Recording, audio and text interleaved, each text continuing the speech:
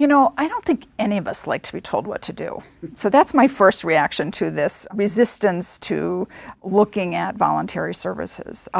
Most of the federal funding sources that provide support to domestic and sexual violence programs actually require that services be offered on a voluntary basis. So that's an important message that advocates and domestic violence and sexual violence programs need to appreciate. But beyond that, and even more importantly than that, when we look at the evidence around what it is that helps support social and emotional well-being, which is one way to describe what we want for survivors, what we want for everybody, but what we want for survivors. We want enhanced social and emotional well-being, and embedded in that is safety, the concept of safety, economic, physical, psychological stability and safety. The evidence shows us that there's a number of factors that support social and emotional well-being. Two of them are a sense of hopefulness and a sense of self-efficacy. Self-efficacy is a sense that you can control what happens to you, and that you can make decisions about your life, and you can achieve your goals. And hopefulness is a sense that the future will be better, that there's reasons to believe that good things will happen. Voluntary services, involuntary services, requiring people to attend services fly in the face of that sense of self-efficacy. To suggest that we know that every survivor that we're working with needs 5 support groups and 3 counseling sessions, again, flies in the face of victim-defined advocacy.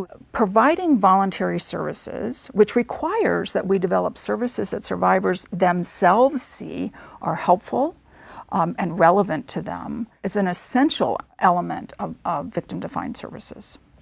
When we start mandating services, often we end up with people that are just taking up time and space because they have to. One of the first things we did at our program is incorporate a voluntary services model. So everything that we provide, from case management to support groups to life skill classes, is voluntary. If they don't want to attend, they don't have to. It should always be voluntary, and you should present it as that. So if it's about self-determination, and if it's truly victim-centered, then it's their choice. So in saying that, then the services have to be their choice. So you provide all the options in-home, whether that's at or community-based services, whether that's meeting them at McDonald's or Burger King or wherever, the community center, to the facility that you run. And you provide them with every option, different times, different hours, maybe different activities and things for them to engage in, but you allow them to engage in the activities if they choose to. And if not, then you still provide them with your numbers, schedules, and things that are safe for them, that aren't out so the abuser can see, and you allow them to make that decision on their own without forcing them to do something. Because I know we hate to use this terminology, but I think sometimes we re-victimize older adults because we enforce systems and services on them that they're not ready for, that they do not understand, or not willing to take at this time because they're trying to understand their process.